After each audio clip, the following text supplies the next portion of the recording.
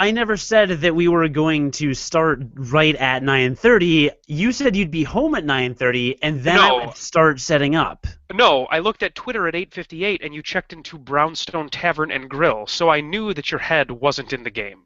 My head was in the game. I was meeting my neighbor for a drink, and do you know what I had for a drink before this podcast?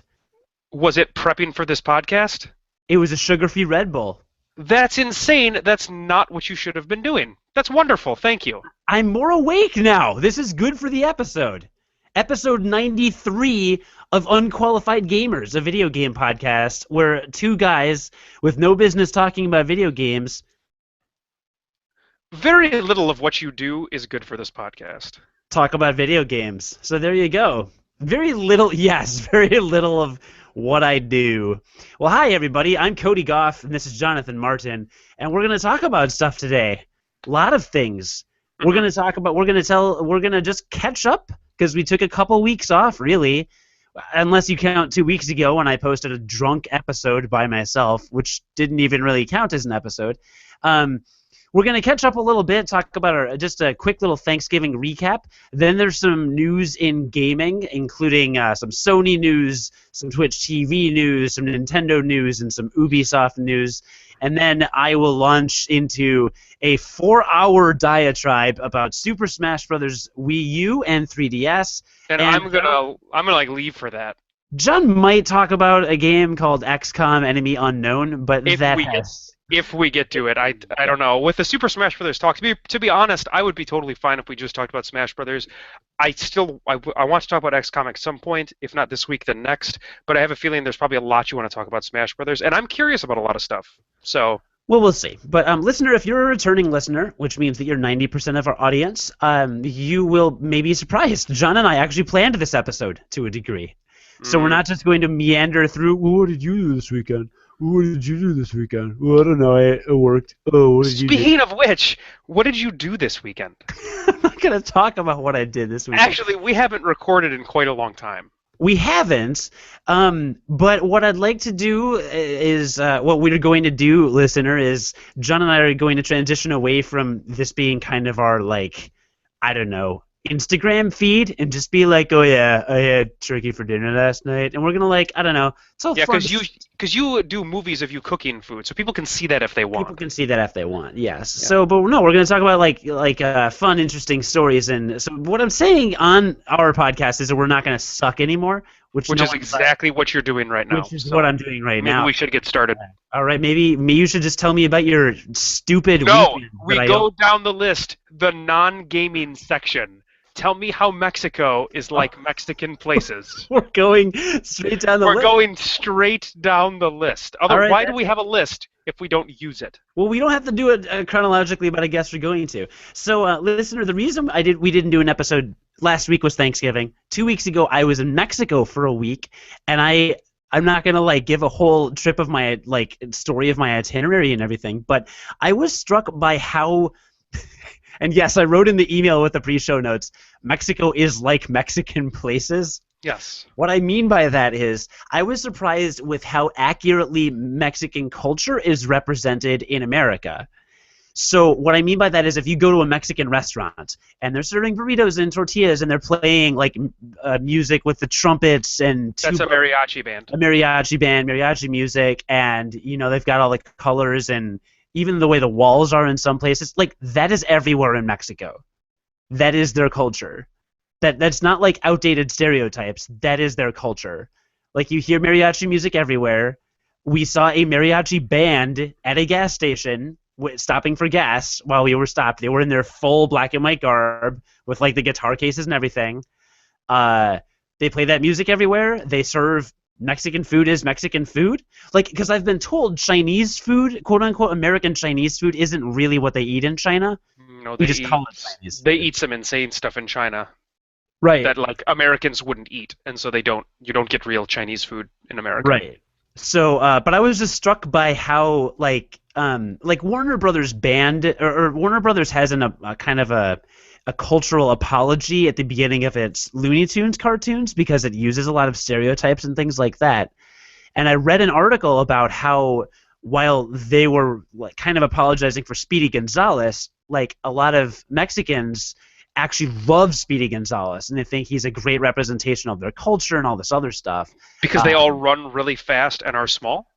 I don't know. I think it's maybe the mixture of Spanish and American, or Spanish and English language, but that story makes more sense to me now, having seen the environment. I was in Manzanillo, Mexico, for about a week, and yeah, it's just it's. I think it's pretty fairly represented in our culture, and things that before to me seemed like stereotypes are just that's their culture. Well, I mean, stereotypes exist for a reason. It's a quick way to generalize a group of people that oftentimes have a kernel of truth in them. That's how stereotypes work, right?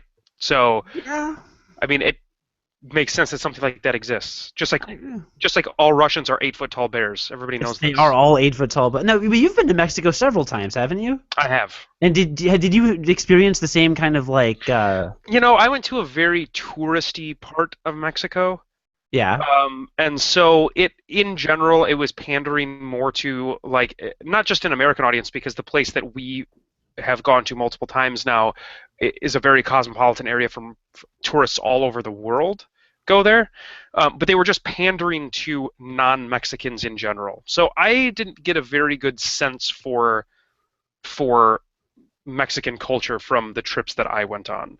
Okay. Okay. Did you see some of the elements that I'm talking about?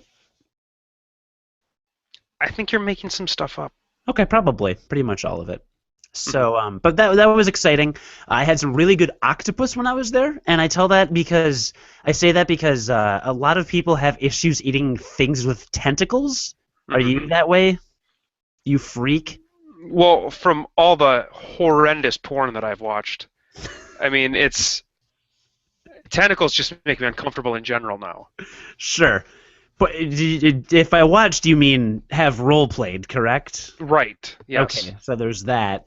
And I was murdered by a poisonous stingray that killed me. And yet here you are. Zombie Cody. Zombie Cody, there you go. Zombie Cody is here. Yeah, no, I was in the ocean the third day there. That is where stingrays exist. And something hit the top of my foot. Long story short. Was it a stingray? I don't know. I think it was a poisonous stingray that killed me. But I ran out of the water bleeding everywhere, 2 very deep, distinct puncture wounds, pouring blood all over the Pacific Ocean. So my foot paid the iron price. And do you think it was a shark? I think it was a shark. I think it was Jaws. You think it was a stingray shark? Jaws. You think Jaws attacked you? It was Mexican Jaws, pronounced Hawes. You are lucky you made it out alive. I am. So Jaws the stingray attacked me. I was bleeding everywhere. I sacrificed my foot to the drowned god. I paid the iron price. And anyway, it ended up being okay. But for 1 hour and like 15 minutes, I was in the most physical pain I have ever been in my life for that entire period. But I was brave enough to get back in the ocean 2 days later. We are all very impressed with you. Thank you. We were told by some locals that never happens. No one has ever bitten like that, so I just am so attractive. I think it was a female fish. You think that you might have just made that up too? No, and you didn't actually. Are you sure you're not just attention seeking? I believe it was an interspecies love affair, and it was actually trying to mate with my foot with its mouth. It thought my foot was a sexual organ, and it thought that foreplay... I mean, would that be the first time? That it had... It was probably a virgin fish, yes. It was probably a virgin fish choosing to give me its virginity with its... That's what I meant. Do you think it was its first time? That's really what I meant. It was definitely its first time, yes. Okay. So I still have the marks if you want me to hold up my foot to the camera. I don't. Overall, though, I do want to know what you thought of Mexico. I did. I enjoyed it thoroughly. I love the culture, and it's very fun speaking another language. I speak only a little Mexican, very like un poco. I believe it's Spanish that they speak there. What did I say? You said Mexican. I said Spanish. So I speak only a little Spanish, but it's fun. Like it's challenging, you know. Like I wish I were more fluent in it to challenge myself more. But everyone's pretty nice and had some really good food and got some sun. It's good. I don't know. and relaxed, which is the most important. I don't do relaxing vacations very well.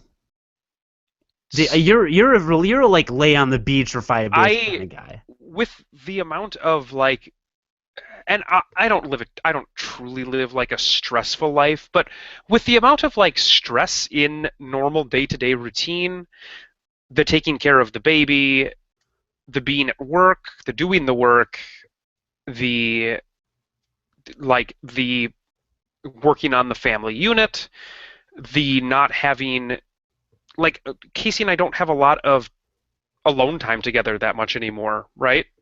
And when we worked a bunch, even before we had Max, we didn't because that's American culture, and that's like based on my schedule. That's not a normal schedule. That's like we don't have the same amount of time together that a 9 to 5 couple does, right?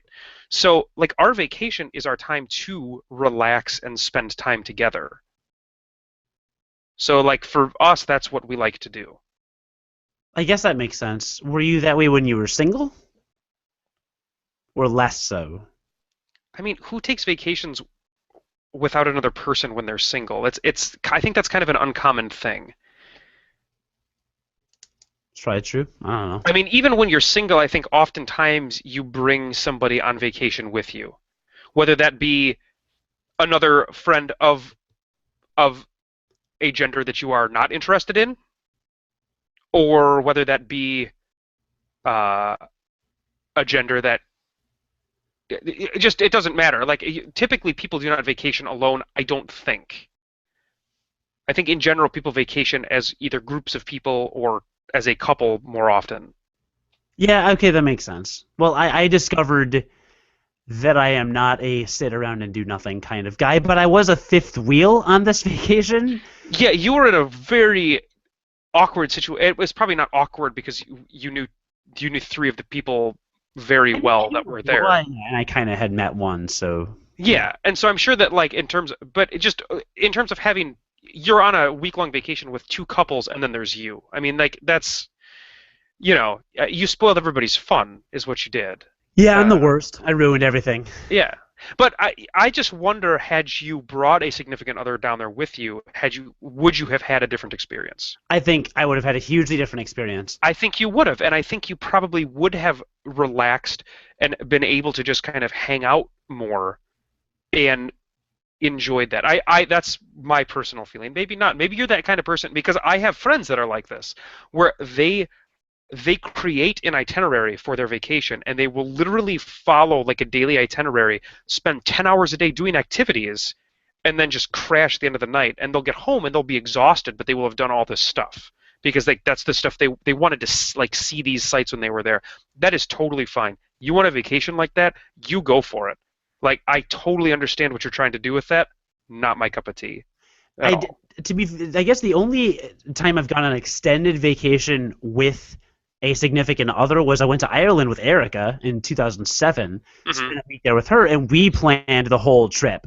It was like every day. We overbooked it by a little, but it wasn't like a 12-hour a day every day. I mean, we left a lot of like explore the town for these 4 hours kind Right. of time.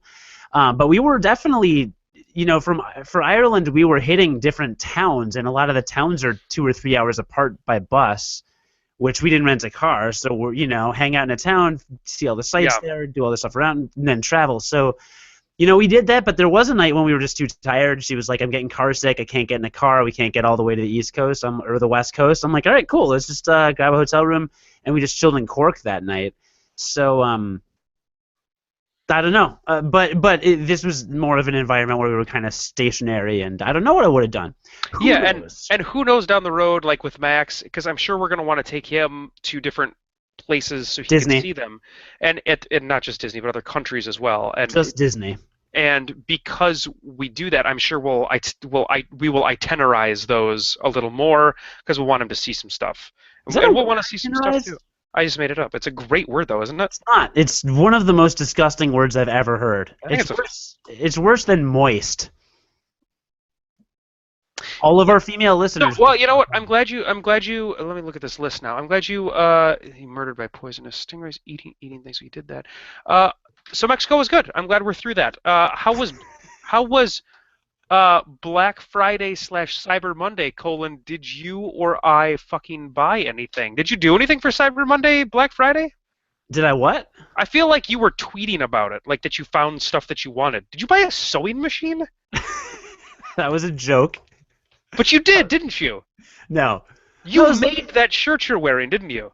I did. I was looking at all the stuff on Amazon for Cyber Monday, and I'm looking around, and somehow it led me to looking into routers because one was on sale. Then I looked at more routers, and long story short, I ended up getting a router, and in Yeah. the process discovered that if I bought my own, like, I know that you pay a monthly rental fee for a modem if you get it through a cable provider, but I felt like that was included in my RCN package. I use RCN, not Comcast, because Okay. Comcast is awful in Chicago. In every way, like they are most places. Then realized, oh, I am actually paying like a $4 or $5 a month modem rental fee. I should probably buy a $100 modem that pays for So itself. your haul was a modem and a router. Those are your. Yeah, Monday I got a modem, a router, and then I got a few other things. And there was a Cyber Monday sale at some T-shirt company, 4 T-shirts for $40. So I got like a Mega Man shirt and like a Game of Thrones shirt and a couple other nerdy shirts. So I fell prey to a couple of sales, rampant consumerism. Are you into that at all? Did you Black Friday it up?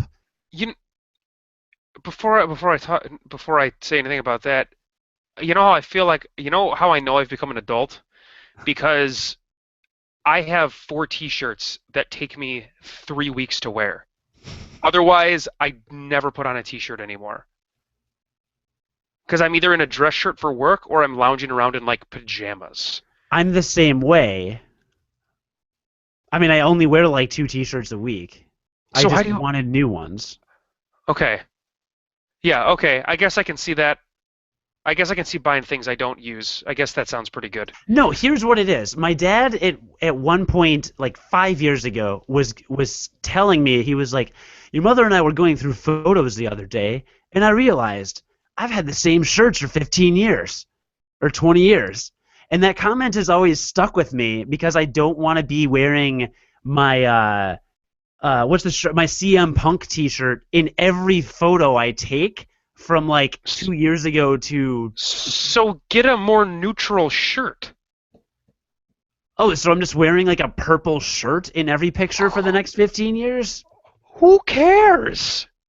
I don't know. I don't know. I like to look like I've evolved as a person to newer, hipper, more tongue-in-cheek, cutesy, clever T-shirts.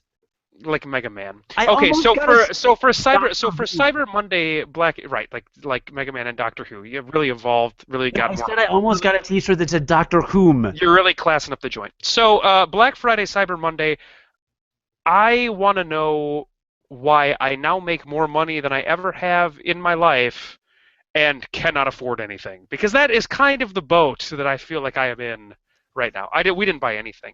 You I own a should say- house and a car and a human being. I do own that. Casey actually bought some presents. We did Christmas shopping for Cyber Monday, and that was our Cyber Monday, and it was good. Black Friday or Cyber Monday? We didn't, I had to work Black Friday, but I will say Casey and I have this tradition for Black Friday where this is what we used to do, and we have talked about it and would love to do it again. I had to work this particular Black Friday, but the most fun thing ever was we would go out and we would pick the one thing that we would like we're going out to buy, and for me it would be like I'd buy a new laptop that year, so I'd save $400 on a laptop. We would stand in line at 5 in the morning like you do, or like you did back then. Now you like go the night before, but Yeah. back then we would stand in line at like 5 in the morning. We would get into the store at 6. We'd buy what we were going to buy, and then we would go to IHOP, which is open 24 hours, and we'd get like all-you-can-eat pancakes. And that was our Black Friday, and then we'd go home and sleep. It was a wonderful tradition.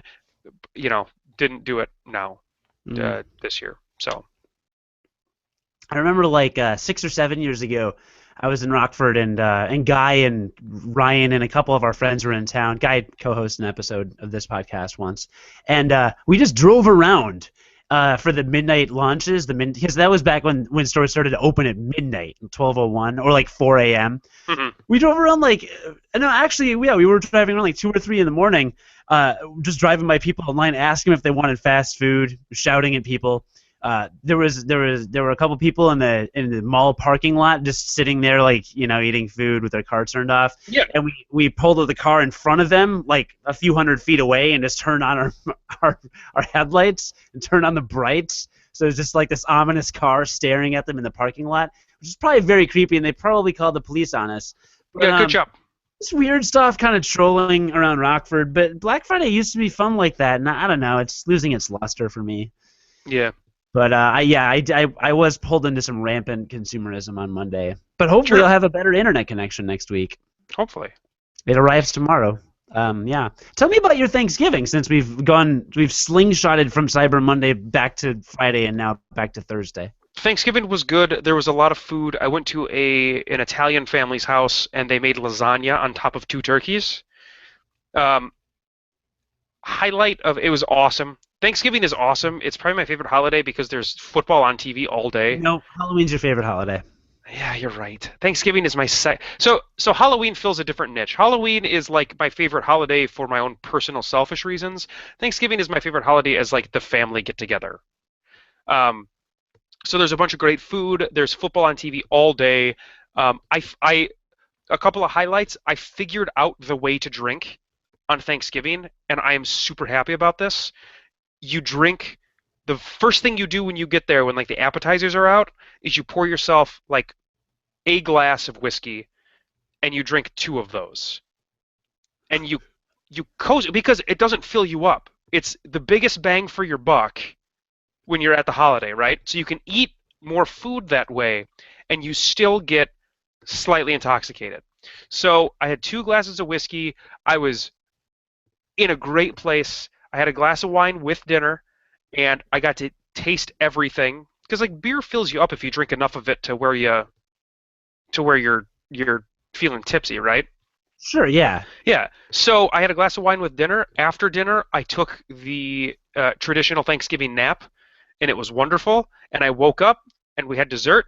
And by the time all was said and done, I was sober again, and I could drive home. It was awesome. It was perfect. So that's the way to drink.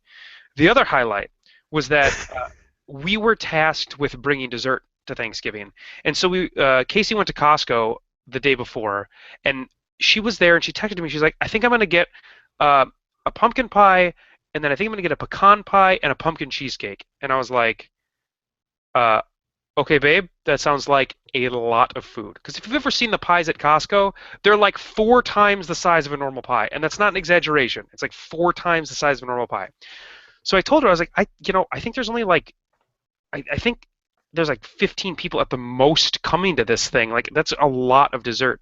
She's like, I'm just going to do it. So she gets all this dessert.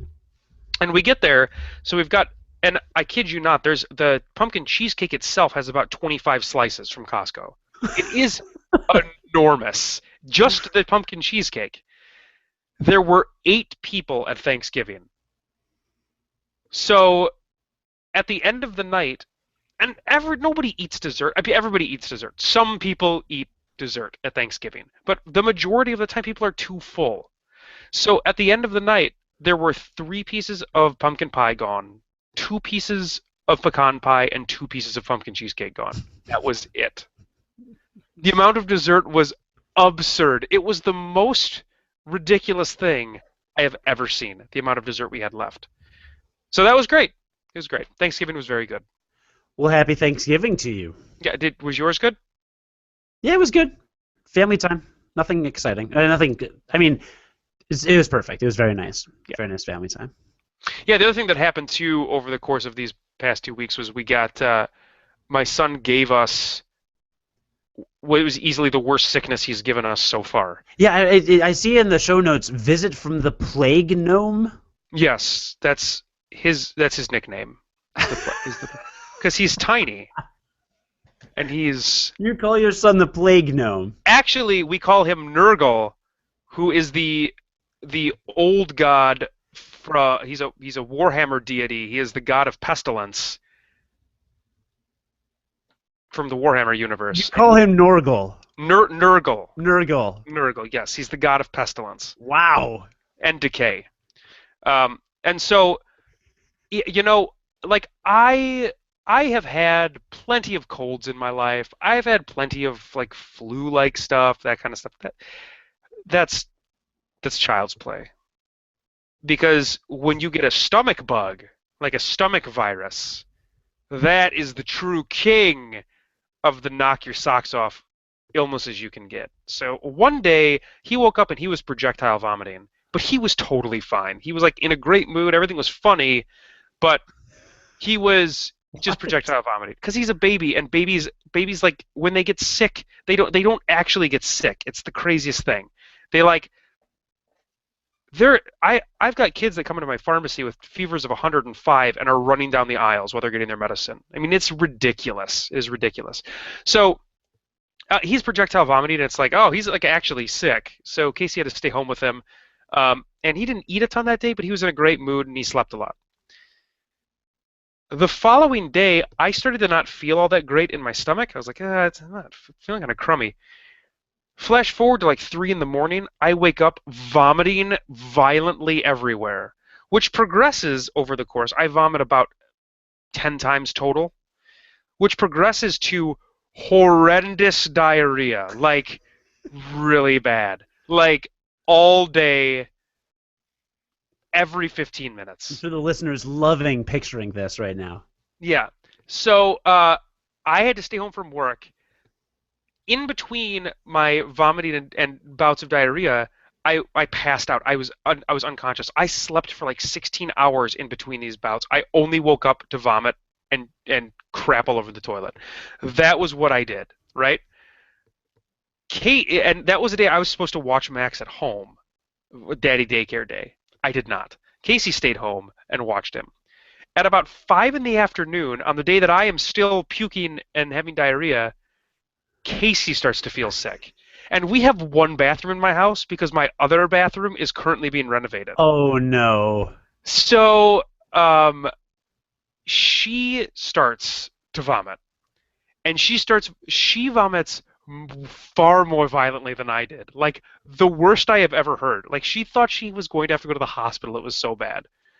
And then her diarrhea starts. So we're swapping in and out of the bathroom. Listen, it's a beautiful thing. Marriage is wonderful, let me tell you. Marriage is a wonderful thing. Because you get through moments like this and you're like, you know what, I still love you more than anything, even after that. So that was like a 48-hour thing. We took the next day to recover. We are blessed to have some family up here because Casey's mom took Max along with her sister. They took Max to Casey's mom's house and stayed with him there. Oh, so they could get sick too? And they didn't. They didn't, because Max was already not sick anymore. So thankfully they did not get sick. So they took Max, and that was a trying 2 days in my life, but it's done. It was good. I learned a lot. I learned that you can survive with one bathroom with 2 people puking and diarrhea, and it's not fun, but you can do it. That's what I learned. Wow. Good lesson. We all learned something today. Thanks to Nurgle for that. Thanks, Nurgle, for that. Yeah. And on that very clean, pristine note, let's talk about video game stuff, right? Video game stuff. Yeah. Yeah, before we get into games, let's talk about what's like actually going on in the gaming world right now, because we never do that. Something that's going on in the gaming world that interests us, because there's plenty other stuff that's going on in the gaming world that we won't talk about at all. These are just things that interest us. So sorry, listener, if like we don't get to some new game that came out that had a crazy launch that we didn't know about. Oh, I thought you were talking about like Gamergate, which is kind of over. No, I wasn't talking about that at all. No, I'm just talking about there's a lot of video game news, and we probably won't get to a lot of it. Sure. Yeah, we only have 4 articles. Well, 3.5 articles, kind of. Yeah. Well, I'll do my first couple. They're very short. The 20th anniversary PlayStation 4. Did you check that out? I saw it. It's beautiful. It looks awesome. They're only making like 12,000 units worldwide. Did you know that? So you got to like get on it then. You got to like, I don't know. I mean, they're gonna sell it immediately, right? Yeah, you'll obviously have to pre-order it. I mean, I'm gonna try to pre-order it. Like, that's an investment. I want to know what percentage of people you think will actually open that PS4. I mean, like 14,000 copies. Come on, people. 80%, 80%, Gamers will squat on anything, right? 80%, 80%. I say open it and use it. Yeah, this is one of those specific things that gamers will specifically just buy to squat. That's what I'm gonna do. I will legitimately spend $500 on this console just to squat on it and resell it in 10 years for God knows how much. You just asked me what I thought, right? Yeah. I said 80% of people will buy it and open it and use it. Oh, you said that. Yes. I I think you're think that wrong. more and that's fine. So but it's cool looking. It's awesome looking. Well, I'm gonna try to squat on it if I can. Okay. That's fair. Even if for a week, because you can turn around and resell it in 2 weeks once they're sold out in the first day, because that's what's gonna happen. You sell in 2 weeks for like $1,000, easy. Maybe. Maybe $2,000, maybe more. It's $3 million per. I mean, $3 million per. So I'm it's gonna be the new gold bar. I'm definitely going to try to get one. I have enough of a credit card limit to where I can afford this. So let's bring it. Bring it, Sony. Let's do it. Good for you. Sure. Another cool thing that caught my eye is Kotaku reported on this, and I'm not going to open the link because my computer will break, so I can't remember the speedrunners, but there are two speedrunners doing a month-long Final Fantasy marathon speed run on Twitch TV. They're going to see who can finish 21 Final Fantasy games first. They gave them a month to do it. So that's 1 through 13. 3. Yeah, and then excluding 11 and well, obviously 14. So you've got like 12 games in there. Well, that's 13 total, because you've got 13.2 and 13.3 to fill in those gaps. So that's 13 if you include the 13 trilogy. And right. Game number 14 will be Final Fantasy X-2. I believe. Oh wow, that's 7 more, aren't there? Wow. Oh, there are 2 Final Fantasy IV games in there. There's Final Fantasy IV: The After Years, whatever it's called, and then Final Fantasy IV. There's a midquel or something on PSP. They're trying to do that in a month, in 1 month. Yeah. Oh my God. Yeah, it's pretty much one a day. That is brutal. Yeah, the one that I was watching as of December 3rd was on Final Fantasy III. The other streamer was offline, so I couldn't see his progress. And then you can pay on their incentive page to get them to try to like throw in Chrono Trigger or something. Sure. I don't know if Final Fantasy Mystic Quest is in there, but I don't even know how you would do 13. Like, I don't know how you could do 13 fast, because there literally is like that first part all the way until you hit Grand Pulse in that game. Yeah. I think it could take everybody the same amount of time. We could all speedrun that, because you have to do a very long linear lead up to it. Yeah, it's 20 hours straight up right there. Wow. What was interesting to me is I thought they said no skipping cutscenes. I don't know if that's true, but... So that's an interesting thing to take a look at. When does it start, or has it already started? It's already started, yeah. It's all the month of December, whoever can do it first, if they can. So hit Twitch, guys, and take a look at if you're interested in Final Fantasy speedruns, take a look there. Yeah, I think it might include, like, Final Fantasy VII, Crisis Core, maybe Final Fantasy VII, like, Dirge of Cerberus.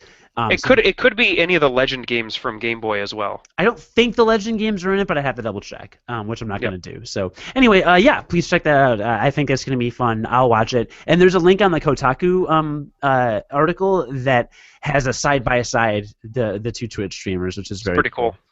Do your story next, Ubisoft. I didn't hear anything about this. So Assassin's Creed Unity came out, and it had I think they've patched it since it came out, but it had a crazy number of just game-breaking bugs in it, and it was like touted as their big AAA Assassin's Creed title, right? You should look at some of the facial texture disappearing. It makes these horror monster-looking NPCs in the game. Like they look like they're straight out of a horror movie. It's awesome. But it's so bad, and there were so many bad bugs, so many issues with the launch, that they have dropped their season pass, which is a thing that a lot of games do now, a lot of AAA games do. They've dropped their season pass completely, and everybody is getting the first DLC for free. Their first paid DLC is just going to be automatically downloaded as a makeup for that. Didn't they just release an Assassin's Creed game like 6 months ago? Yeah, there's like 6 in 2 years or something like that now. It's dumb. The number is dumb. Um, and to piggyback on broken launches, so it was just a horrible launch. To piggyback on broken launches, the Master Chief Collection, the Halo Master Chief Collection came out for the Xbox One, and their matchmaking has been, it's probably fixed now, but was broken for days. Like people bought that for the multiplayer stuff. And the matchmaking just didn't work. You couldn't play the multiplayer. Really? Yeah, it would be like, and isn't that a crazy thing for Halo to have happen? Like that was always a solidly launched series whenever they came out with a new game. So that's super surprising. But it would be like getting a Call of Duty game and not being able to play the multiplayer on that when it first came out. It would be people would be up in arms, right? So there's this rash of AAA games. Like these were like the two big games. They came out on the same day and had horrible launches, just horrible launches. And Assassin's Creed, is that, I know it's cross-platform, but are they, like I know Microsoft has all these exclusive DLCs for the Call of Duty series. Is Ubisoft more closely aligned with Sony? Or is it just split even? I feel like I associate them slightly more with Sony for some reason. Assassin's Creed Unity like that was Sony leading. So whenever they did advertisements, it was Sony that they advertised for. And so was Destiny. But I can't think of any other Ubisoft games now. I can't think of any other Ubisoft games off the top of my head that were AAA games that, and what platform they went forward with first. Okay, cool. I was just kind of asking because if they were Sony aligned, that would mean that each of the big three console makers had a bit of a botched launch this month because Assassin's Creed Unity would go to Sony maybe. No, it would. That one definitely was Sony leading. Okay, great. So yeah, so Sony botched Sony in Sony's area. Assassin's Creed Unity was botched. Microsoft botched the Halo launch, and then the story I was going to talk about, Nintendo botched the GameCube controller adapter launch. Which have you heard about this? No, but if there's a problem with that, that's a big deal for anybody who, was a competitive Smash Brothers, because I can't imagine they would want to use anything but the GameCube controller, right? Yes and no. Well, that's what I thought. So, if you didn't hear, Nintendo, you have to buy a special controller adapter to plug in GameCube controllers to your Wii U.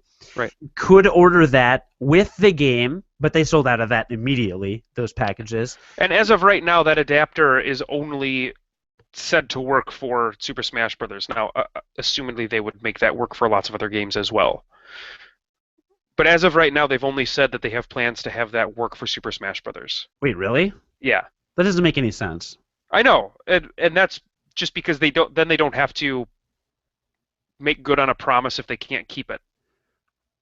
Well, the Gamers at Large crew predicted that they were launching that adapter because they're going to start announcing a virtual console for GameCube games. Yeah, and that would make total sense. Which makes a lot of sense. So But since they haven't announced that yet, like if they announced that, and then for some reason it didn't work, then they would have to go back on that. Sure. So we'll see. I don't know. Yeah. But yeah, they sold out immediately. And I did not pre-order it because, as we know, I was in Mexico when the game was released, so I opted to just download the game. I figured I'd get the adapter the next day, so I wouldn't have to have it shipped to my place and have shipping issues and blah blah blah. Bad mistake, bad mistake. So I walk into GameStop, and I'm like, "Hey, do you have any GameCube controller adapters?" And the girl there, this fucking woman at the GameStop, is like, "Nope, all sold out everywhere. No one's got them." Like. As if it was not it's not in a snarky way. But it's not like she even took pleasure in it. She wasn't like, "Oh no, sorry honey, you're screwed." It was just this such this dick matter of fact for no reason. And it just she had a really bad day. That was the whole conversation though. No, it was her personality. It was her winning personality. Mm-hmm. And she's like, I was like, do you think they have it at Best Buy? She's like, people coming over from Best Buy. No, we don't have it either. They don't got it either. I'm just like, really? You can't say like, no, I'm sorry. Yeah, Nintendo botched the launch. Like, yeah, Yeah. sorry, they're sold out. Like, that sucks. I empathize as a human being because she was a monster. She had But tattoos. she didn't And I empathize. think she had a pierced nose or something, and like a pierced heart, And one eye a and one knife leg. sticking. Dude, I did not like this woman. She was yucky.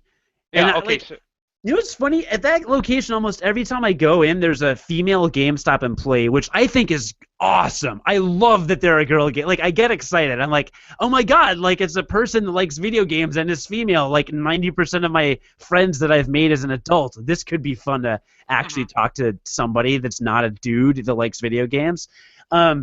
And this time there were two girls working, and the other one seemed quite polite and pleasant, but I had to deal with, like, I'm a monster. She looked like Wart from Super Mario Brothers 2, Uh huh. like in every way. She Okay. bothered me. But that's bad customer service. If somebody comes in and something's out of stock, be a little, like, it's not like you have to apologize like it's your fault. You don't have to be like, oh, please, sir, forgive me. I did not mean to offend you with my rudeness. Like, no, it's not like it's your fault that Nintendo didn't make enough. But don't be like, oh, yeah, you're not going to get anywhere. Good luck. Go on eBay. They're going for like $100 on eBay, but I'm just going to wait. That's so But dumb. to your point about the controller, I've been playing on 3DS for the last month, and I started playing on the Wii U gamepad, exact same controller setup. At this point, I'm honestly used to the new controller. Is it the exact same controller setup? It's exact same controller setup. And the right stick it's used as like a C stick on the Yeah. GameCube controller? Yeah, in fact, it's a step up from the Nintendo DS because for 3DS you don't have a C-stick like controller. Right. You know, so this was a step up. I'm very comfortable with it. If I wanted an even smaller controller, I could switch to the classic controller, which I have, or a Wii U Classic Controller Pro, which I could get. But at this point, I'm very acclimated to the controller, like really acclimated. So it's not becoming as big a deal as I originally thought it would. Okay. Honestly, it'll be interesting to see how the competitive scene kind of like deals with it. But I have a feeling they'll probably stick with the GameCube controller. I just have a feeling because it's so like your hands are closer together. You've got a little more. I don't know. Sometimes I like the Wii U gamepad a lot for a lot of things, but my hands sometimes feel really far apart, and I don't know why that feels uncomfortable. But there are certain situations where that feels like I have less control for whatever reason, and maybe it's just my own personal perception. But that's what it feels like sometimes with my hands being that far it's apart. because you have tiny girl hands and you're freakishly small. I do not have large hands. You're actually correct. They're not tiny, but they're not large. Are you wearing a Triforce hoodie, by the way? I am. Okay, it just looked lopsided on the camera and it was freaking me Yeah, out. no, it's pretty. Yeah. Looks good. I know, Well, it's very comfortable. we're talking about Smash Brothers now, so might as well talk about it. Yeah, I'll be back. You'll be at when, an hour? Is that all it's gonna take? Oh, at least. Well, yeah. So you've probably heard about Smash Brothers Wii U somewhere else by now, or you haven't and have Is played that the official title, by the way? Smash Brothers for Nintendo Wii U. Like Smash when Brothers for Wii U. when you turn on the game, it says Super Smash Brothers for Wii U. It doesn't actually say anything. It just pops up the title. And it says But Super it is Smash Brothers for Wii U. Super Smash Brothers for Wii U. That's a stupid name. That's fine. The game's probably awesome. That's a really dumb name. Yeah, I know, right? So I don't know. But so you were texting me and you It were could have like, been Scuffle. Like you've got Melee, you've got Brawl, Scuffle. Scuffle is dumb.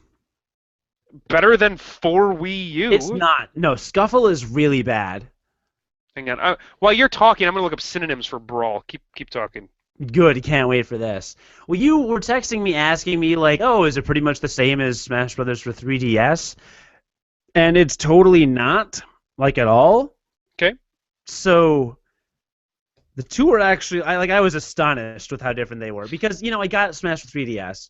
And I'm playing it and I'm playing it and I'm playing it. And then finally I got to the point where I'm like, I don't even want to play this every day anymore. I still love it, but I don't need to play it every day. Am I going to pick up Ba Smash? Battle Royal, That's perfect. probably trademarked by somebody. Super Smash Brothers Battle Royal, Probably trademarked by somebody. Also too Clash, long. Clash, Clash would be all right. Donnybrook, That's not a thing. a Fracas. Oh my gosh, Free for All. That's a mode, so you can't use that. Free for all. A Rhubarb, Nope, we're a not a playing Pie. a Riot, Smash Brothers Riot. That has a negative connotation, and also Riot Games would be. I'm not pleased with that. a Tumult. Unless they featured a character from Riot Games. Oh, what about a Scrap? That's a fantastic word. I don't think it works in this sense, It but doesn't. Scrap's a great word. It is. Yeah, Scuffle. I don't know. There's got to be a better word than for Wii U. Keep talking. That's not a word. That's two words. Wii U's not a word. All right, so I thought I would get sick of. I thought I'd turn it on, have a couple new modes. No, it's so different. It's so different. It's so different. So I had a chance to play multiplayer over Thanksgiving weekend. Let's start with multiplayer because that's like with the Master Chief Collection. A lot of people just get Smash Brothers full of multiplayer, right? Mhm. Or primarily, I mean, Smash Brothers is a lot more fun, I think, single player than like the Halo games. Halo games are fine, but really, it's that way about the Halo games. Come on. I've played a lot of Smash by myself and had fun. So the multiplayer is great, and they did something really, really smart. So I'm sitting in the living room playing with a few friends over Thanksgiving, and you know how it is when you've got a bunch of people over playing Smash Brothers, right? Like you pick a character, you do the level, somebody wins. You pick another character, you play a level, somebody wins. You just kind of keep doing that over and over again, and it's fun, and like that's fine. But after like an hour and a half of doing that, Yeah, after 8 hours of that. I mean, or 8 hours, yeah, you you get to just the get. point where it's like, okay, we beat the match, and then like we're back at the stage select or the character select screen again. Like, are we gonna play another one? Are we gonna keep going? Like, it's that kind of like, well, the match is over. Like, are we still doing? I don't know. There's like no. There's no persistence. It's just kind of constant, and it's fine. I mean, we played that way for 6 to 8 hours straight all the time in high school, but they introduced this mode called Smash Tour, which is really, really fun. It is basically Smash Brothers meets Mario Party. That let me tell you something. That sounds just great. Anything where you can add Mario Party elements sounds like a really fun game. So it's like they took out I'm not being sarcastic at all. they're like it adds like two Mario Party elements, and it's Is not the one of them terrible. random stars? It is not. Okay. So here's how it works. It's very fast paced. It's not drawn out at all. Hmm. You each you're on a game board, right? It's like a Mario Party game board, but on the screen are power ups. You can power up any of your skills. You can power up speed, attack, defense, special attack, or your jumping like height. Okay, by walking around the board collecting items. You start with two characters randomly assigned to you. So let's say I'm playing. I got Zelda and Marth. Okay, Zelda and Marth are my characters. By walking around the board, you're powering up not only like your stats with whoever you're playing as, but also you're picking up extra trophies and extra game pieces to get more characters to add to your stock. While moving around, so you each hit the spinner at the same time, and I'll move at the same time, collecting things. Great. You could all hit the spinner, move, and then the turn's over, goes to turn 2. So a turn takes like 10 seconds. Very fast. Or if your characters run into each other, it creates like a melee, so you all get thrown into a battle. It throws all 4 players into the battle, no matter who bumps into each other. All 4 players are now in a battle. The CPU automatically picks the front character in your stock of characters. So if you have Zelda, Link, and Marth, you'll get Zelda, whichever one's in the front of your stock of characters. Automatically picks that one in the front of your stock, and then you can choose to either fight a melee as that character, or if you hate that character, you don't want to play as them, you want to go to the bathroom, you can hit X, and then the CPU will play that character for you. which sounds awful but is not, and I'll get into that. Um, and then you can pick an optional bonus for your character, like starts with a metal hat, or starts with a giant with a super mushroom, or starts with a ray gun, or select one other character to start at 50% damage, or something like that. Or you start with a home run bat. So your character's picked. You picked whether you want to do it or the CPU is going to do it, and then you pick your little bonus. You go into a 1-minute melee. It's one stock, so you either kill each other or a couple people survive. Once you come out of the battle, whoever won steals one of the characters from someone else. So if I lose, then my Zelda or my Link goes to another character, and then we just resume play on the game board. So the object is at the end of 10 or 15 or 20 or 25 turns. The cap is 25, by the way, not 100 or whatever. Mm-hmm. At the end of up to 25 turns, you get into like a 5-minute melee or 4-minute melee or something with one stock of all the characters you've collected. So while playing, people that are winning these battles consistently get a bunch of characters, which is good. Yeah. But there's also an element of randomness for the less good players. If they use certain items on the game board or they run into the right pieces on the game board, they can collect enough characters as well to kind of at least have 3 or 4 stock in the final battle. And then the final battle is just like a regular time match. The only difference is instead of you constantly respawning as the same character, if I have Marth, Mr. Game & Watch, Luigi, Mario, and Donkey Kong, then my first life is Marth. I die. My second life is Mr. Game & Watch. I die. My third life is Mario, and so on and so forth. That actually sounds like a lot of fun. It is. It does. That sounds like something that's totally not serious, though. Like, it sounds like something you don't do if you're serious about brawling in the game, because you don't get a lot of control over it. But it sounds just like a totally cool little extra game mode that they added. Yes, and it's brilliant because it adds a little randomness, and it takes away the monotony of just kind of like, oh, I'll just pick another character for another match on another map. It's kind of random.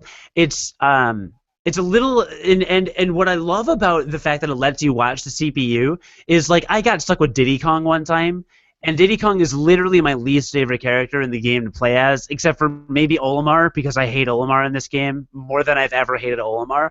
Mm-hmm. So if it gets Olimar, Diddy Kong, or sometimes Rosalina, I'm not a big fan of hers, I'll just hit X and let the CPU go. And there were a couple matches where I was playing Max and Will. There were a couple matches where, like, both Max and I had the CPU fight for us, and we were still really into watching. Because you're kind of like spectating, and you're kind of like, yeah, my guy's gonna win, and you're like kind of cheering him on. Sure. But the three of us actually got really into like watching the CPU characters in some of these matches. And again, like, it's like if we were eating pizza or something, I could be like, oh, I'm gonna eat a piece of pizza, put down the controller, hit X or whatever, and you can do the board game part with one hand. So you can be very hands off. Right. Or let's say you're playing with someone who's really bad at Smash Brothers, like your little brother or your little sister who's like 9, they can't compete against you. Just have them automatically have the computer fight, but they can still play the board game aspect and run around. So it's like an equalizer, and it makes the game fun. And like I said, it's very fast-paced. The first time I played through it, everything was flying up on the screen too fast for me to even really process, but they keep it really quick. So it's a really cool way to, like, it averages a minute a turn, so up to 25 minutes. Even set it for 10 or 15 minutes with your friends, and you've got this little mini game and all these fights, which is really cool. So that's my favorite thing they did with multiplayer. Other than adding 8-player Smash. You know about 8-player Smash, right? I do. Did you get a chance to try any of that? Oh my God, yes. So you had 8 people there that were.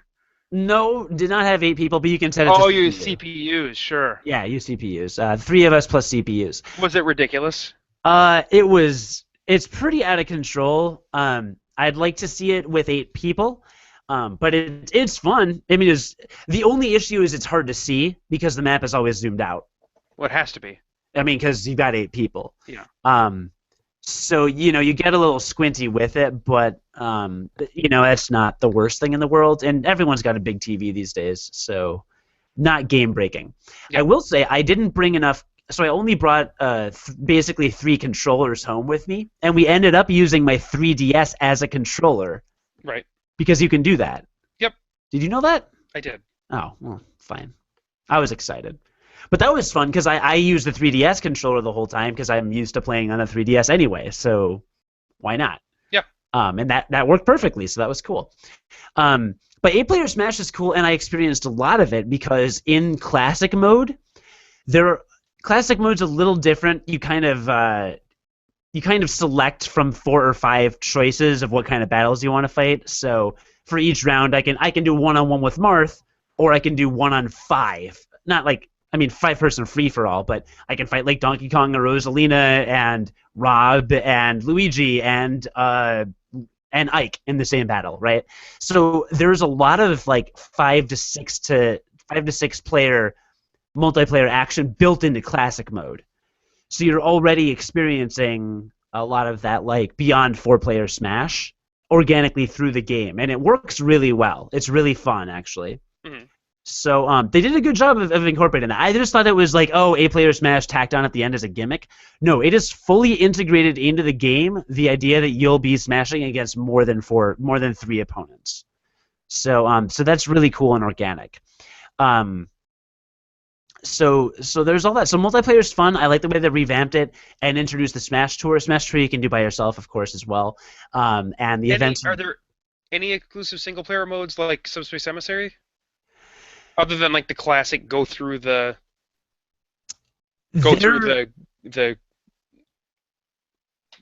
rigmarole of doing you just fight like 8 different matches and then fight Master Hand or whatever. Right, sure. So in that regard, and this is where it's actually, I want to say something I thought that I almost preferred in the 3DS version. So first of all, let me say, I know you liked Subspace Emissary, and I did too for the story. I will say I'm not missing it. I don't feel like it's necessary on top of the rest of the content. There is more than enough single-player content that has kept me very engaged. There was just some really cute little stuff that it did. Like the little movies were awesome. They were really good. It was really well done, and it was awesome. But I think Nintendo realized people will play this once, and for the most part, that's kind of it. All of the other modes in this game, are highly replayable and more bite-sized, and I think it makes sense in changing with the times. You and I have talked extensively on this podcast about how we don't have as much time these days. Right. I don't have like 30 hours to spend going through Subspace Emissary because I'll never go through it again. But I do have time to go into an event match that lasts a minute, try to like beat the event or whatever, and then go to another one. Mm-hmm. Do you remember event matches in Brawl and Melee? Yes. They had like the 50 events, and it would be like, yes, you're Donkey Kong, fight Peach. Yes, fight. Yeah. Yeah. So they have events in this game, and they are ridiculously hard. Right. Okay, good. I'm only playing them on hard mode, and there are 3 at least so far that I don't know that I'll ever be able to beat. I mean, they're just ridiculous. They're all fun. I also did several 2-player events because they always offer 2-player events. I did those with Will and actually with Guy later in the weekend for hours. And let me tell you, also quite difficult, but so fun. So fun. And they write cute little backstories for them. Like, one was the princess is tired of being kidnapped, so she's called up her friends. This is a 2-player event match that I played with Guy for an hour probably before we beat it. I played as Bowser, and he played as Bowser Jr., and it's on Yoshi's Story. You remember the map Yoshi's Story? Yeah. Well, not Yoshi's Story. Yoshi's the one with the slopes on either side and the blocks, the flippy yellow blocks in the middle. It was in Melee and Brawl, I believe. It was in Melee for sure. On that Yoshi level, it's Bowser and Bowser Jr., and we're fighting against 6 female characters. All at the same time? All at the same time. That's on super that fun. map. Like Rosalina, Lucina, I think, a bunch of them. Anyway, Zero Suit Samus or whatever. The object of that event match is to defeat all of the characters except Peach. So you automatically lose if you kill Peach. And there are 6 characters fighting you. Oh my god, that sounds miserable. It was like, it seriously took us at least 45 minutes to beat. Yeah, I believe that. It was amazing. But it was so fun and so gratifying when we beat it. So, but all of those have little cutesy write-ups, and they're all like the Peach is tired of like whatever it is, so she's called in some friends to help or whatever. There's one that's like Kirby's really hungry, you need to feed him, and in that event you have to just grab a bunch of food to heal him back to full health because you start at 120% damage. So the idea is and the map is the Great Cave Offensive. Have you? Oh, that's cool. Oh yeah. It's the whole thing. Like it's really. Oh okay. Oh yeah, you know, Blake was really happy it was a map. He was really excited. That's really cool. Yeah. So they have little stories written into the event mode. It's not just like, oh, beat this fight every time. It's a lot of times it's the other one that we did. I did this with, I don't remember who I did this with, but it was a long time. Playing on the Star Fox level of the one that's the 3 platforms and it's the ship kind of tilting back and forth. You know. Yeah. There's one where Mr. Game & Watches are falling from the sky, and you can't let them touch the floor. You have to knock them all out of midair before they touch the floor. But at one point in that match, there are 4 Game & Watches falling at the same time, so you have to like jump, and they'll all die in one hit. But you're playing as Fox and Falco, the fastest characters in the game, who have very awkward aerial attacks. So that took us like at least a half hour to beat. It was ridiculous. But there's a lot of variety there, and I like the variety in the gameplay, and so that's where they kind of get their storytelling rocks off, I think, in this game. Yeah. It isn't as cute with those videos as Subspace Emissary, but there's a little bit of creativity there, and the challenge is stupid, so there's that. Yeah, for sure. But I really like that. So the events are really good. The multiplayer events are good. There's All-Star mode, as always, Classic mode, and then 2 new single-player modes, Master Order and Crazy Order. Master Order is it'll give you 3 options: easy, medium, or hard. It'll say like, here's who you fight. Like medium is you have to fight Bowser and Donkey Kong, and you have 2 minutes to do it, and they have like plus 25% damage to you. And then if you clear that, you get a customizable outfit, or you get a customizable like a extra attack or an extra weapon or something for like Pikachu or whatever. Or something like that. Because you can customize characters, right? Yeah, not for like the competitive play, but just for your own personal. Correct. Yes. Yeah, it's banned in most tournaments, of course, because why not? But yeah. Right. So you can. So Master Order basically gives you instant gratification. You beat a match, you win some stuff. Crazy Order, you have to enter by paying with a crazy ticket, which you get through like random events in the game, or 5,000 coins, which is a lot of coins, actually, like a lot of coins. You pay to do this Crazy Order, and basically you just keep fighting matches as long as you want until you you recover like a little health between battles, and eventually after you're up to like 100% damage or something, you'll be like, okay, all right, I'm done. I'm gonna fight Crazy Hand now. And then you fight Crazy Hand, and then you win like all these awards, like new CDs, like for songs, and new customizable equipment and stuff like that. Right. So it's really cool. So they have these cool rewards modes. They have Trophy Rush. There's a huge variety of single player content. That said, there is something close to Subspace Emissary in the 3DS version called the 5-minute Smash Run. I've talked to you about this. Yes. It's Subspace Emissary. They've got all the enemies, Koopa Troopa, all that stuff, on a large map. One huge map. It's the same map every time, but it's huge. You'll never go to like the same path twice, ever.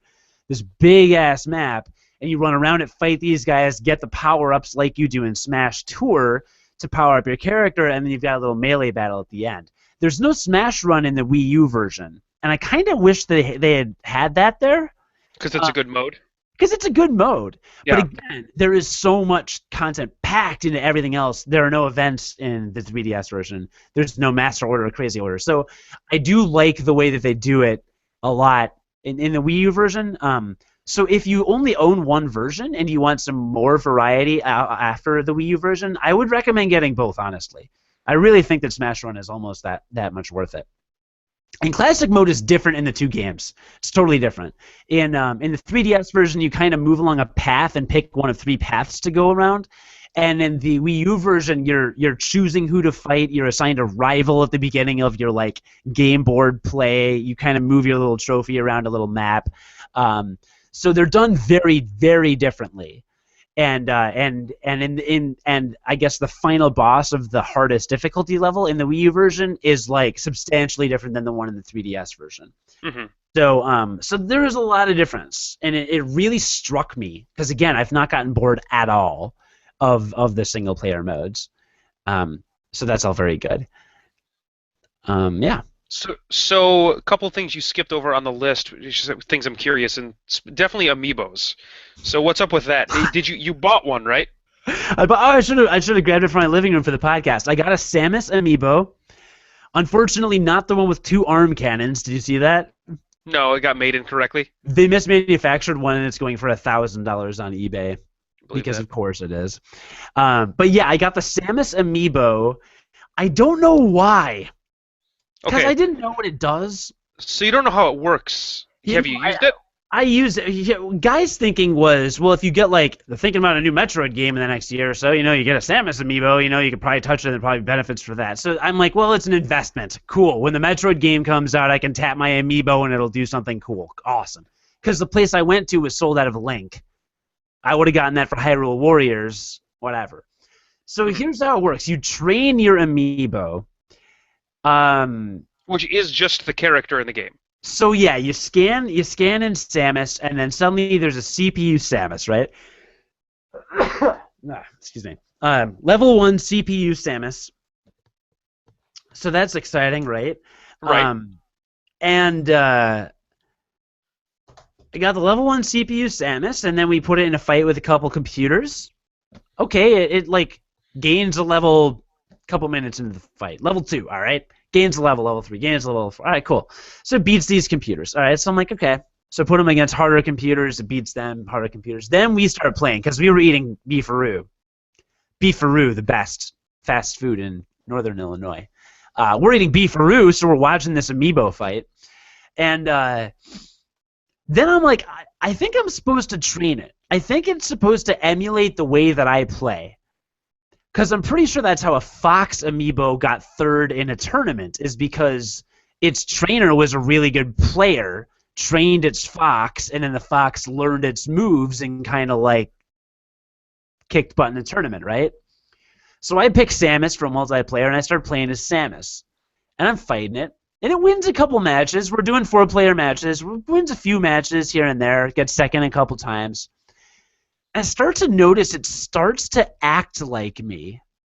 Like, part of my strategy as Samus was I spent like part of a match, kind of like not avoiding everyone, but like on the other side of the map, charging up my beam, shooting a couple super missiles, charging my beam, stuff like that.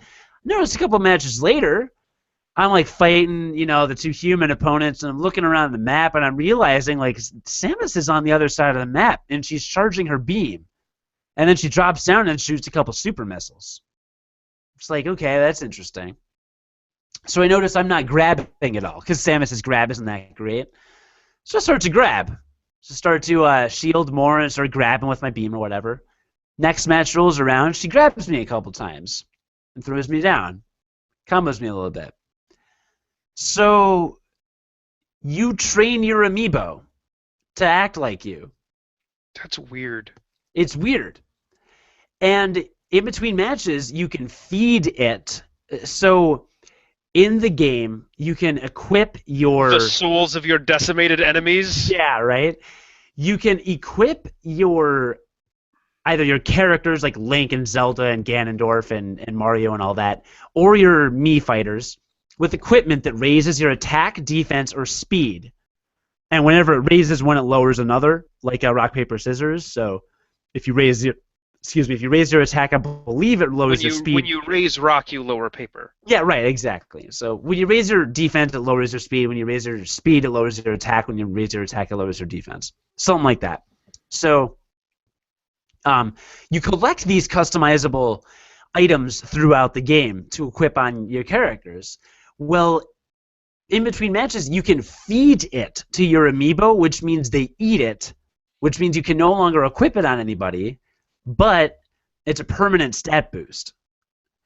So I just kept feeding it a bunch of defense items. Can But you then get can you get multiple copies of these items? oh yeah, I mean you get Okay. them. You get them through Sure. classic mode and through trophy rush, and you get them while you play the Yeah. game. It's like getting trophies, but different.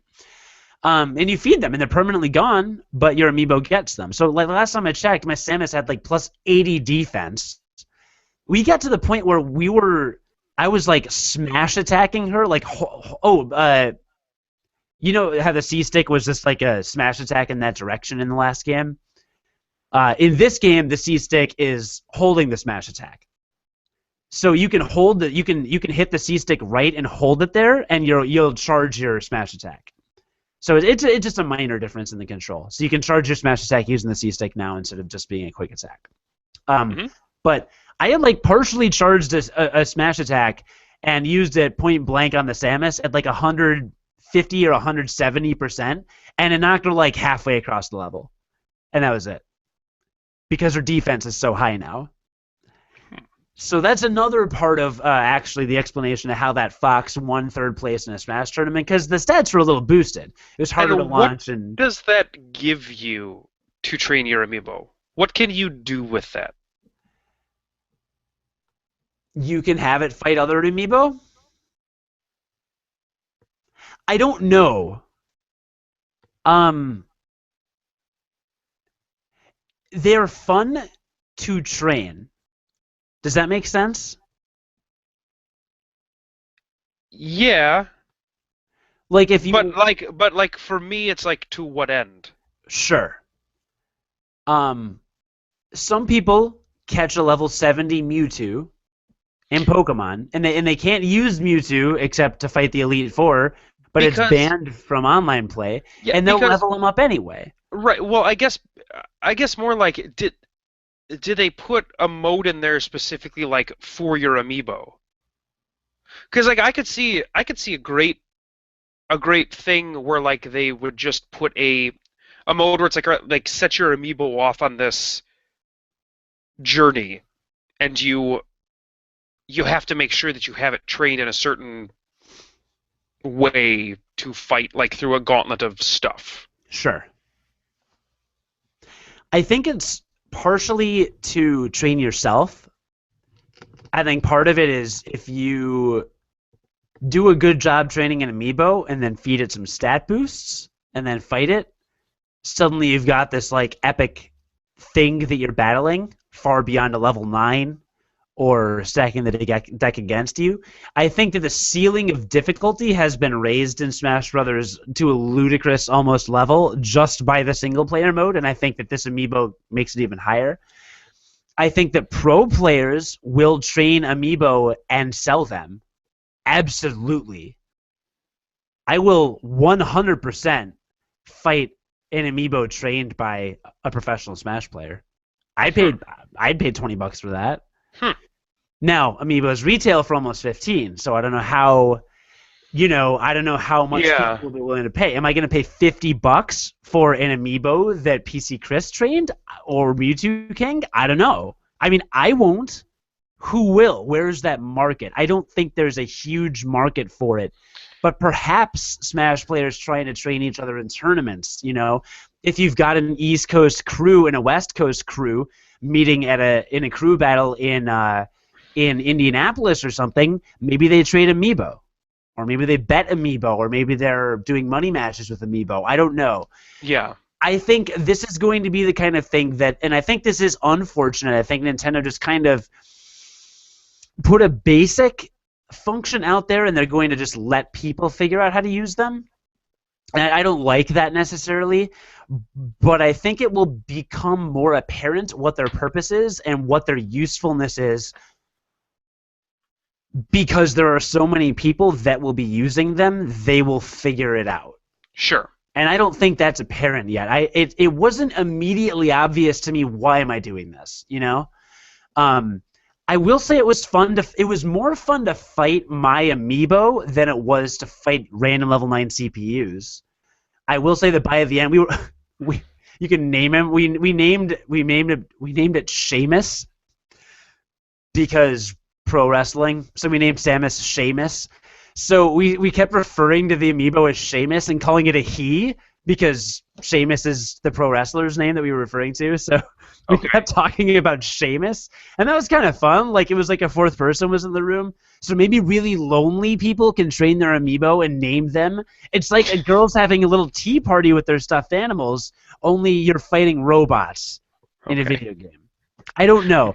I don't know the answer. I don't. I mean, honestly, my money investment in this amiibo is more for the entertainment and curiosity because no one knows what the hell these things are for from reading about them, right?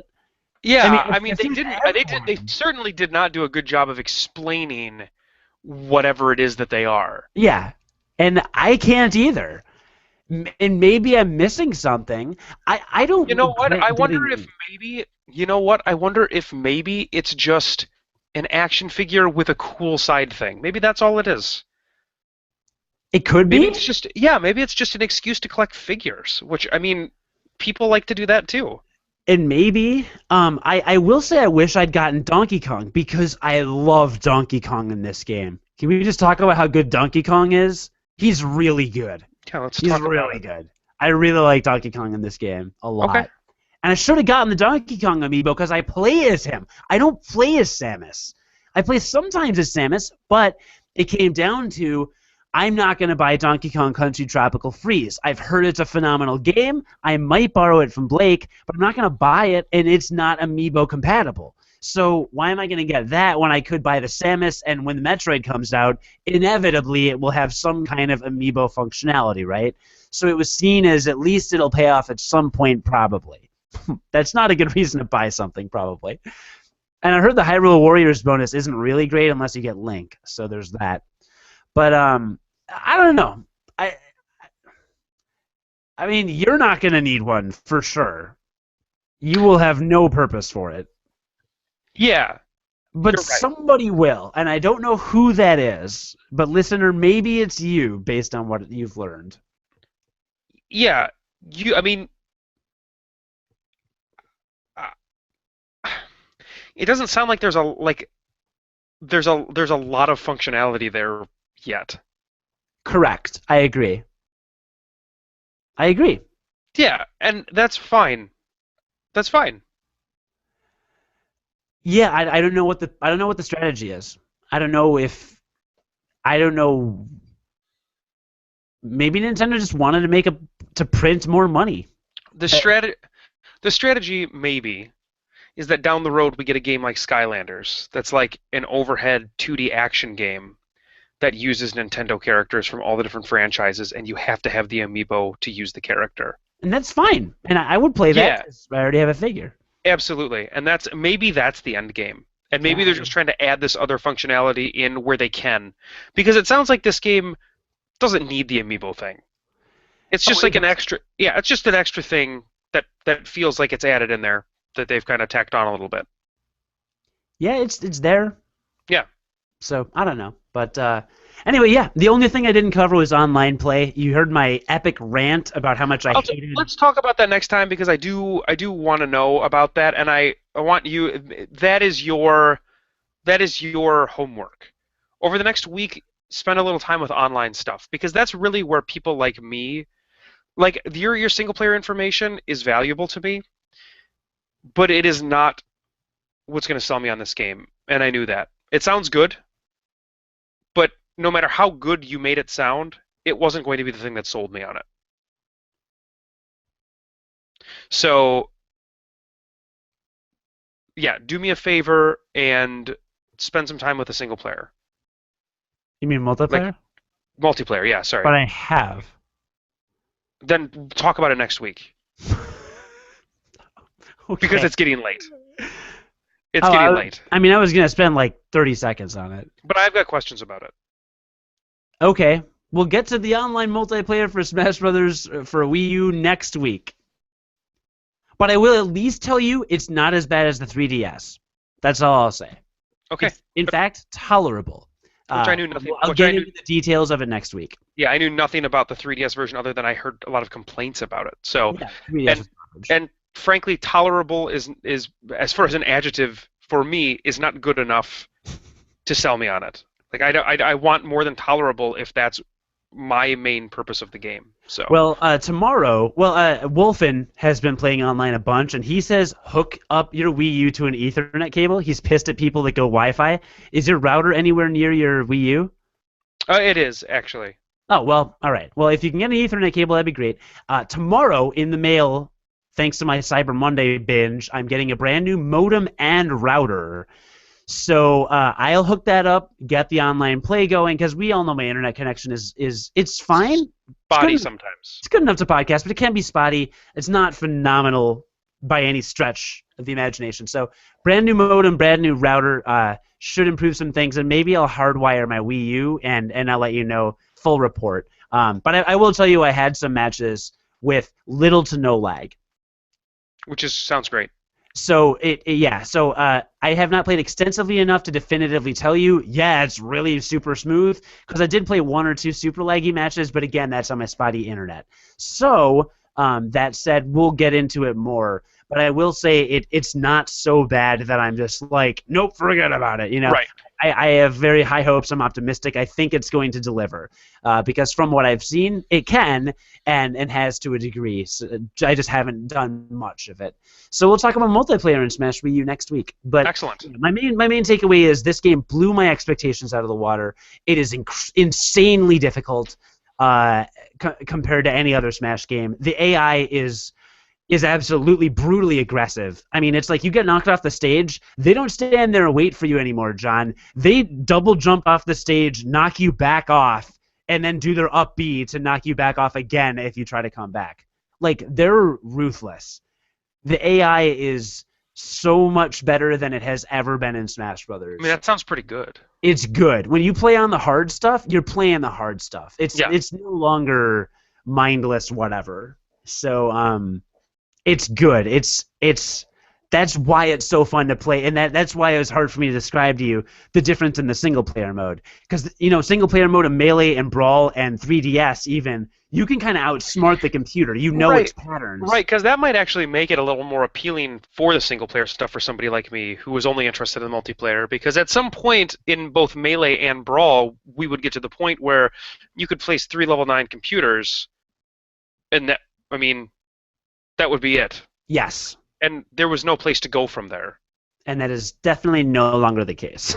It's great. So yeah, it's that big of a difference. And it's not like little stuff like, oh, you're a casual player, you won't notice. It's like you'll notice you're getting your ass handed to you. Right. And maybe I'll get better, but damned if there are some of these event matches, John, I am just getting... There's a one where you have to fight 8 characters, and I'll beat 3. I can't get past that. Like, okay. Very cool. All right. So, yeah, there you go. Great. I mean, obviously, I freaking love the game, but I walked into it skeptical. I was like, yeah, maybe I'll be burned out on the 3DS version, blah, blah. No, it is the best Smash Brothers game that there is. That's awesome. Yeah, so there's that. Anyway, it is getting late. Does that mean that you're going to push off XCOM? Yes, I'll talk about that next week. I'm sorry, I kept your post to a bedtime. No, Do you work okay. tomorrow? Yeah, I do. I work 12 hours tomorrow. Oh, God, I didn't know that. Thanks for telling me. Once again, something that could have been brought up to my attention yesterday. There was a lot of good Smash talk I wanted to hear about. Oh, well, thanks. Cool. All right. I didn't necessarily want to hear about it from you, but you were kind of the only option I've got. So I wouldn't either. Yeah. Can I say one more 10-second thing, I guess, before we close? Sure. Check it off the list. Give you more time next week. Yeah. Remember how I talked about how Civilization Beyond Earth, how the late game is just click a bunch of times till you win? Yeah. So I finished my first game of Civilization Beyond Earth. Mm-hmm. I lost. Did you click too many times? Yeah, I think so. How did you lose? Turns out you need to focus on a victory condition and not just haphazardly develop technologies for literally no reason. That's very true. So I don't know how you are so bad at Civilization games. So, Maybe we can talk about that next week too, because let's I'm not. interested. I'm interested to hear how that happened. So let's talk about that next week. We'll see. Look, all these things to look forward to next week, listener. Thanks for joining us on episode 93 of Four? Unqualified Gamers. 94? Is it 90. three? I have 93 in my thing. I believe you. In my thing. That's a thing. Bye. So, when have we ever closed the podcast with that? We'll take it out then. Take it out now. Gray now. That's my ending song. You want to play Rock Band?